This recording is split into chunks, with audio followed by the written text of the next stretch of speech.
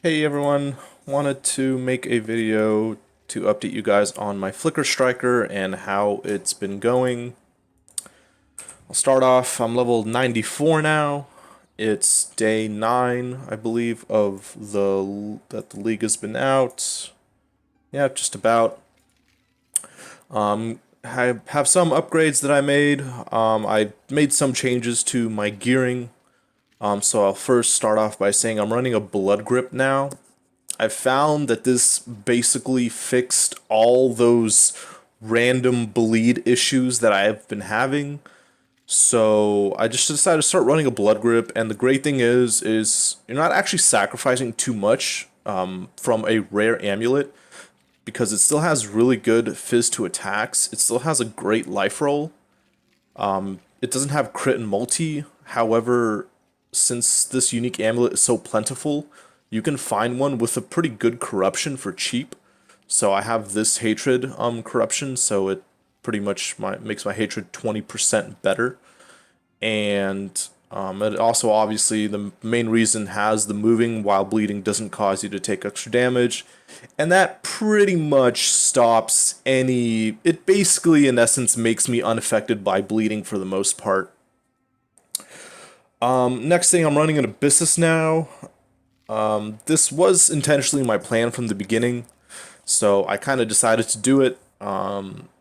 It definitely hurts having 40% increased fizz damage taken, along with Aspect of Carnage, 10% increased damage taken.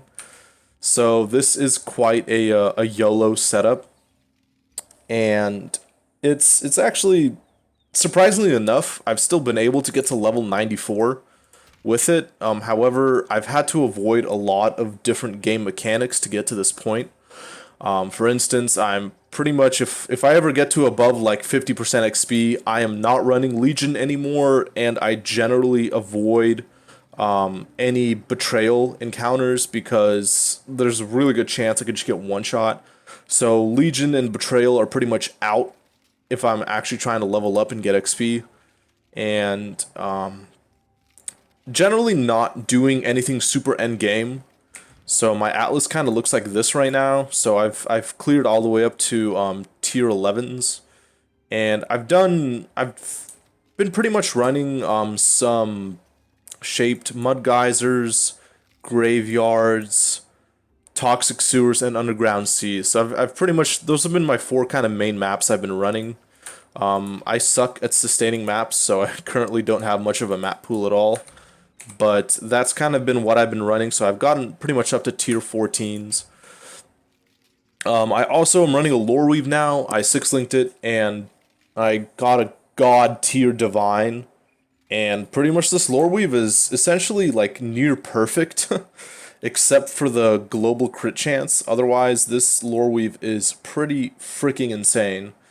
So I'm pretty happy about that. I don't think I'm going to change this out for a Elder Astral Plate at this point. I think this thing is just pretty darn good, and I think I'm just going to keep it. Otherwise, oh, I did finish my first crafted foil. And one thing to note, I'll actually say that Escava is actually very decent compared to this crazy multi-modded foil. So this foil currently I think is like 430 PDPS.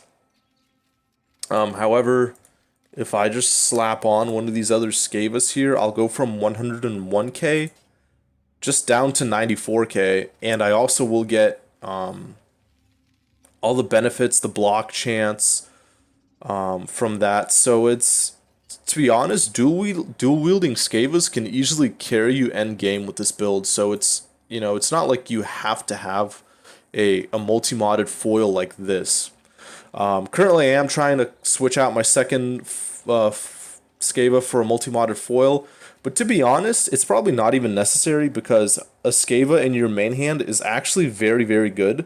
This one gives me 20 multi and roughly 80% global crit chance, and it also has that global accuracy. So this Scava is actually really nice. It's actually pretty hard to beat a main hand Scava.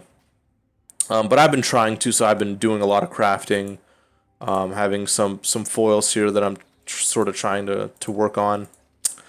Other thing that I've changed, I'm now running precision, so I believe I was using blood and sand, and it was kind of a useless aura, so I decided to drop it, and I'm running precision instead, and it's proven to be very useful because it's just a nice mana reserved aura. It doesn't reserve based on percentage, so it's really nice. You can just pick exactly how much you want it to reserve, and it really perfectly fills in that missing accuracy and crit that you may need to get your hit chance to near cap.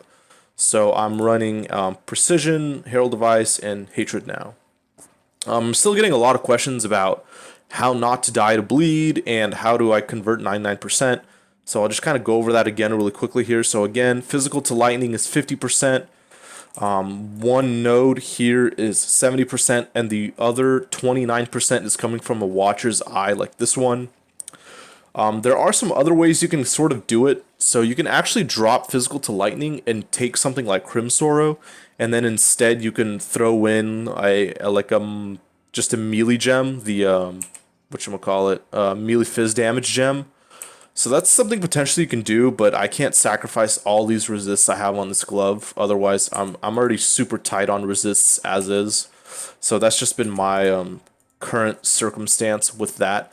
But there are some slight modifications and things you can make just to edge out that little extra chunk of DPS. But at this point, I really don't need more damage, so I'm not really worrying about it too much. And to be honest, I'm probably trying to get a little more tank.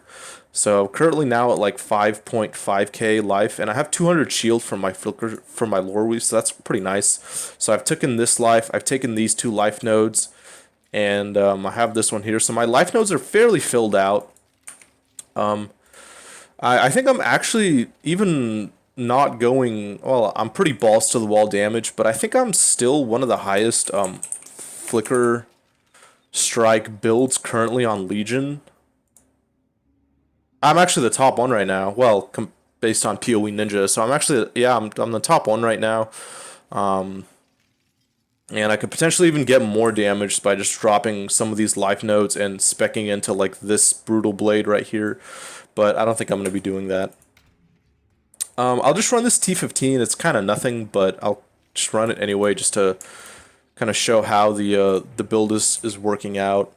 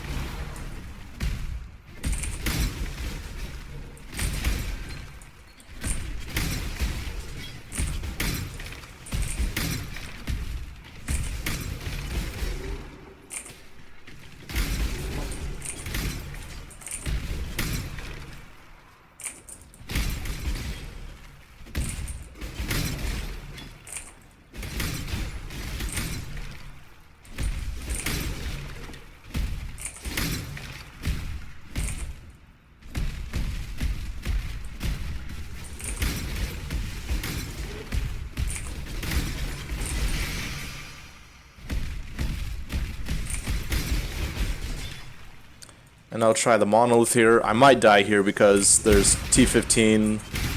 This is like a death sentence for probably almost any build.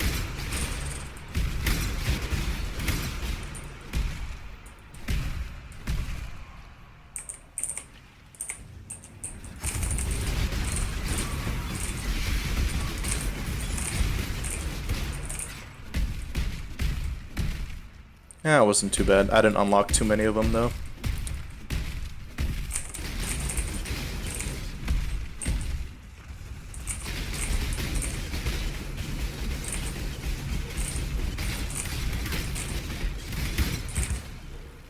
Wow, alright, I actually stayed alive. Not bad. So that was a T15 Acid Caverns. Yep, so that's basically how it's been looking for me. And I think I'm going to end the video there. So if you guys, again, have any questions with anything, please let me know, and I'll try to get back to them. And thanks guys for watching.